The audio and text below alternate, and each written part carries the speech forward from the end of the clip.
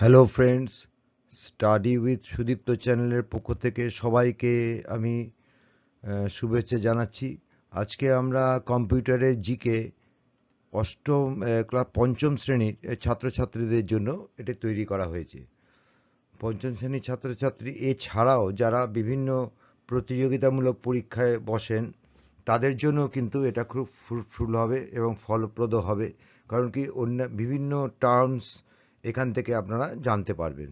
আর ছাত্রছাত্রীদের জন্য তো অবশ্যই এইটা, যারা নতুন ক্লাস 5-এ অ্যাডমিশন নিয়েছো তারা পড়ছো, সামনের ইউনিট টেস্ট এসে গেছে, তাতে তোমাদের পরীক্ষা দিতে হবে কিছুটা, সে তাদের জন্যই এটা বানানো। এবার কথা না বাড়িয়ে আরম্ভ করা যাক। আজকে সমস্ত ছোট প্রশ্ন নিয়ে এই ভিডিওটা বানানো হয়েছে। আচ্ছা, কোশ্চেন নাম্বার 1, প্রাচীন হস্তচালিত গণকযন্ত্রটির নাম কি ছিল? হস্তচালিত গণকযন্ত্রটির নাম কি ছিল প্রাচীন? না, প্রাচীন গণকযন্ত্রটির নাম ছিল অ্যাবাকাস।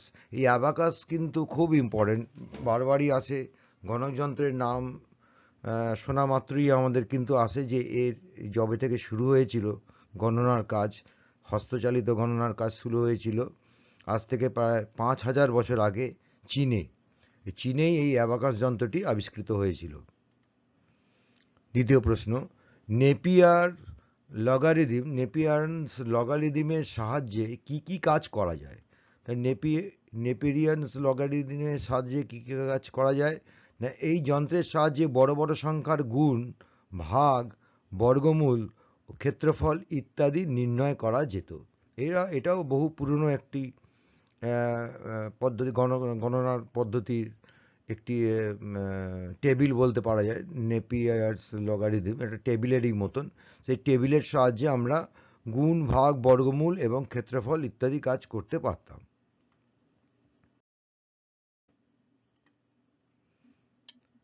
নেপিয়ারের বোন বা নেপিয়ারের অস্থি যেটাকে বলা হয়, এর সাহায্যে কি কাজ করা হতো? নেপিয়ারের বোনের সাহায্যে যোগ বিয়োগ ছাড়াও দুটি বড় সংখ্যার গুণফল নির্ণয় করা যেত। এই নেপিয়ারের বোনের সাহায্যে কিন্তু ভাগ করা যেত না, কিন্তু বড় বড় গুণ করা যেত এবং যোগ বিয়োগ তো অবশ্যই করা যেত। তাহলে নেপিয়ারের বোনের সাহায্যে এই কাজগুলি করা যেত। ব্লেইজ পাস্কেল কোন যন্ত্রটি আবিষ্কার করেন? ব্লেইজ পাস্কেল কোন যন্ত্রটি আবিষ্কার করেছিলেন? তিনি পাস্কালাইন নামক যন্ত্রটি আবিষ্কার করেন। অনেকে এটাকে উচ্চারণ করে পাস্কালিনও হয়, পাস্কালাইনও হয়।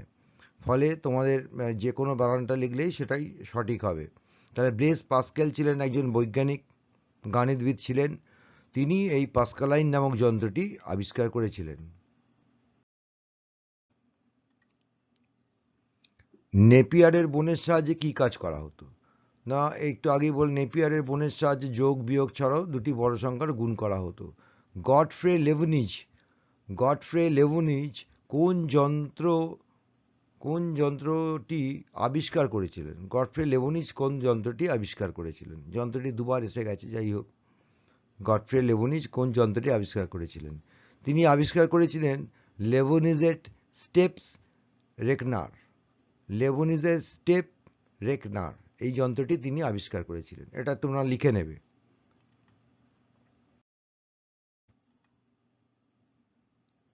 লেবনিজের স্টেপস রেকনারের সাহায্যে কি কি কাজ করা যেত? এইমাত্র যে যন্ত্রটির নাম বলা হলো সেই যন্ত্রটির সাহায্যে কি কি কাজ করা যেত? লেবনিজের স্টেপ রেকনার। সর্বপ্রথম এই গণকযন্ত্রের সাহায্যে বিভিন্ন সংখ্যার মধ্যে যোগ বিয়োগ গুণ ভাগ এই 4টি গাণিতিক কাজ করা সম্ভব হয়েছিল। এটাই প্রথম সেই যন্ত্র যার মাধ্যমে এই 4টে কাজই, যোগ বিয়োগ গুণ এবং ভাগ, বিয়োগ, এই 4টে কাজই করা হতো। ডিফারেন্সিয়াল ইঞ্জিন যন্ত্রটির মধ্যে কি বিশেষ গুণ ছিল? এই ডিফারেন্সিয়াল ইঞ্জিন আবিষ্কার করেছিলেন চার্লস ব্যাবেজ। এই গণযন্ত্রটি প্রথম মেমোরি ভান্ডার তৈরি ছিল। এই গণযন্ত্রটির মধ্যে প্রথমে, যেটা আমরা বলি যে মেমোরিতে কিছু ডেটা রাখার জন্য, বা ক্যালকুলেটারেও দেখবে এম প্লাস এম মাইনাস এই সাইন দুটো পাবে, মানে মেমোরিতে কোনো জিনিসকে রাখার জন্য এম প্লাসটা আমরা প্রেস করে থাকি। সেই জন্য এই মেমোরি ব্যাপারটা প্রথম ইন্ট্রোডিউস হয়েছিল ডিফারেন্সিয়াল ইঞ্জিনের ক্ষেত্রে। এটাই হচ্ছে এর গুণ, এই যন্ত্রটির গুণ, যে কিছু এ মনে রাখতে পারতো, ডেটা সঞ্চয় করে রাখতে পারতো ডেটা।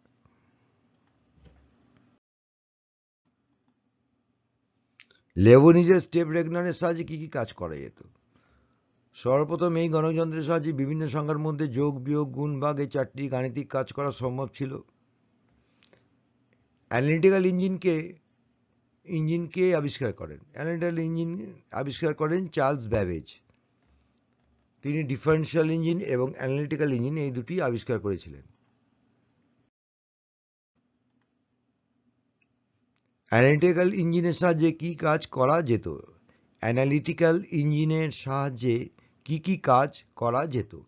এই যন্ত্রের সাহায্যে, মানে অ্যানালিটিক্যাল ইঞ্জিনের সাহায্যে আর কি, এই যন্ত্রের সাহায্যে যোগ, বিয়োগ, গুণ, ভাগ ছাড়াও শতকরা ও বর্গমূল, এটা খুব বড় কথা, শতকরা এবং বর্গমূলের হিসেব করা যেত। আধুনিক কম্পিউটারের জনক কাকে বলা হয়? না, আধুনিক কম্পিউটারের জনক বলা হয় চার্লস ব্যাবেজকে। এটা মনে রাখবে তোমাদের এই প্রশ্নটা।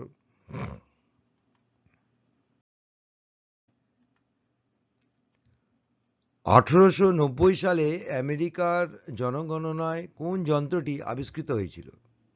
1890 সালে আমেরিকার জনগণনায় কোন যন্ত্রটি আবিষ্কার হয়েছিল? না, 1890 সালে আমেরিকার জনগণনায় পাঞ্চ কার্ড যন্ত্রটি আবিষ্কৃত হয়েছিল। সেই পাঞ্চ কার্ড যন্ত্রটি হলম্যান হলারিথ তৈরি করেছিলেন জনগণনার জন্য। এটাই হচ্ছে আমেরিকার প্রথম জনগণনা 1890 খ্রিস্টাব্দে। তখন এই পাঞ্চ কার্ড স্টোরেজ ডিভাইসটা আবিষ্কৃত হয়েছিল বা এটা প্রয়োগ করা হয়েছিল। পাঞ্চ কার্ডের ধারণা কোন বৈজ্ঞানিকের মস্তিষ্ক প্রসূত? কোন বৈজ্ঞানিক এটিকে আবিষ্কার করেছিলেন? এটি বৈজ্ঞানিক হলম্যান হলারিথের মস্তিষ্ক প্রসূত।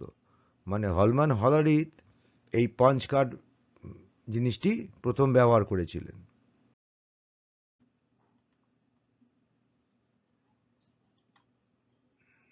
এটা রিপিট হয়ে যাচ্ছে প্রশ্নটা, যাই হোক। বিশ্ববিখ্যাত আইবিএম কোম্পানির অন্যতম প্রতিষ্ঠাতা কে ছিলেন? 16 নম্বর প্রশ্ন।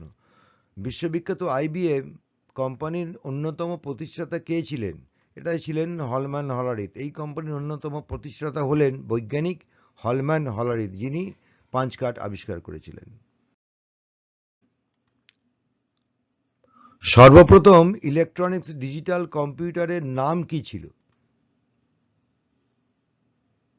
সর্বপ্রথম ইলেকট্রনিক্স ডিজিটাল কম্পিউটারের নাম ছিল ইউনিভ্যাক 1। এটা মনে রাখবে, ইউনিভ্যাক 1, এটা লিখে রাখবে। সর্বপ্রথম ইলেকট্রনিক্স ডিজিটাল কম্পিউটারের নাম ছিল ইউনিভ্যাক, UNIVAC, সবটাই ক্যাপিটাল লেটারে 1। আইবিএম এর সম্পূর্ণ কথাটি কি? না, আইবিএম এর সম্পূর্ণ কথাটি হলো ইন্টারন্যাশনাল বিজনেস মেশিন। এটা মনে রাখবে। আইবিএম একটি খুব বড় কোম্পানি কম্পিউটারের জগতে। আইবিএম এর সম্পূর্ণ কথাটি হলো ইন্টারন্যাশনাল বিজনেস মেশিন। আশা করি তোমাদের যে সমস্ত অজানা জিনিসগুলো ছিল সেগুলো লিখে নেবে, আর একটি লাইক ও কমেন্ট দেবে। যারা এখনই সাবস্ক্রাইব করোনি, এখনও করোনি, তারা অবশ্যই সাবস্ক্রাইব করবে এবং বেল আইকনটা, নোটিফিকেশনটা অন করে রাখবে। তোমরা সবাই ভালো থাকবে এবং সুস্থ থাকবে, এই কামনা করি আজকের ভিডিওটা এখানে শেষ করছি। ইনিয়াক যন্ত্রটি কোন গণিতবিদ আবিষ্কার করেন? না, আরেকটা রয়ে গেছে প্রশ্ন, সেটাও বলে। ইনিয়াক যন্ত্রটি আবিষ্কার করেন উদ্ভাবক জন ভন নিউম্যান। মানে 25টা প্রশ্নের সেটের আর কি। জন ভন নিউম্যান ইনিয়াক আবিষ্কার করেন, গণিতবিদ। এই যন্ত্রের বিশেষত্ব কি ছিল? এই ইনিয়াক যন্ত্রটার বিশেষত্ব কি ছিল? কোনো প্রোগ্রামকে মেমোরিতে সঞ্চিত রাখার ব্যবস্থা ছিল। এই ইনিয়াক যন্ত্রটির মধ্যে বিশেষত্ব এই ছিল যে এর মধ্যে কোনো প্রোগ্রামকে মেমোরিতে সঞ্চিত করার ব্যবস্থা ছিল। Thanks for watching. একটা লাইক আর কমেন্ট করবে অবশ্যই। তোমরা কমেন্ট সেকশনে কমেন্ট জানাবে। ভালো থাকবে তোমরা সবাই, এই কামনা করে ভিডিওটা শেষ করছি।